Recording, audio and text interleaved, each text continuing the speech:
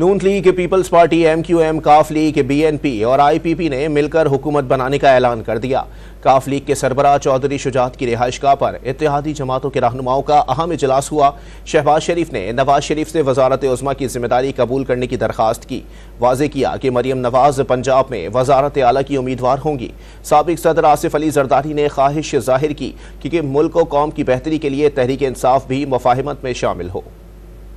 نون league, Peoples party, MQM، کاف league, BNP کا مل کر حکومت بنانے کا اعلان۔ وفاق اور صوبوں میں حکومت سازی کے لیے پاکستان مسلم لیگ کاف کے سربراہ چودھری شجاعت حسین کی رہائش گاہ پر اتحادی جماعتوں کے اکابرین کی بیٹھک میں متفقہ فیصلہ کر لیا گیا۔ صدر نون لیگ شہباز شریف نے معیشت کی مضبوطی کو سب سے بڑا چیلنج قرار دیا۔ مہنگائی اور بے روزگاری کے خلاف مل کر جنگ لڑنے کا مشورہ دیا۔ باور کرایا کہ اگر تحریک انصاف نے ایوان میں اپنی اکثریت ثابت کر دی تو سب اسے تسلیم کریں گے۔ انہوں نے نواز شریف سے وزارت عظمیٰ کی ذمہ داری قبول کرنے کی درخواست کی۔ واضح کیا کہ مریم نواز پنجاب میں وزارت اعلیٰ کی امیدوار ہوں گی۔ مستقبل کے صدر مملکت کا فیصلہ اتحادیوں کی مشاورت سے ہوگا۔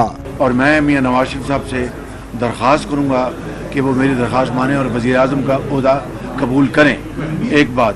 اور دوسرا، بطور صدر مسلم لیگ نون کے میں یہاں پر اس موقع سے فائدہ اٹھاتے ہوئے میں یہ اعلان کر رہا ہوں کہ پارٹی کی مشاورت سے، میاں نواز شریف کی مشاورت سے پنجاب میں ہماری جو وزیر اعلیٰ کے کینڈیڈیٹ ہیں وہ مریم نواز شریف ہیں۔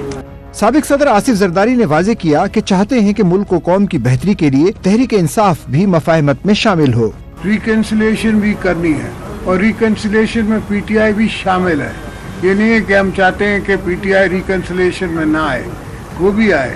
ہر پولیٹیکل فورس ریکنسلیشن میں آئے، ہم سے بات کرے۔ اکنامک ایجنڈا ہمارا کامن ہو، ڈیفنس ایجنڈا ہمارا کامن ہو، ہر چیز کامنالٹیز لے کے ہم چلیں اور پھر جا کے میاں صاحب کے گھر کو اور دوسرے دوستوں کو ہم کامیاب کرائیں۔ متحدہ قومی موومنٹ کے کنوینر ڈاکٹر خالد مقبول صدیقی نے عزم ظاہر کیا کہ سب مل کر باہمی تعاون سے جمہوریت کو مضبوط کریں گے۔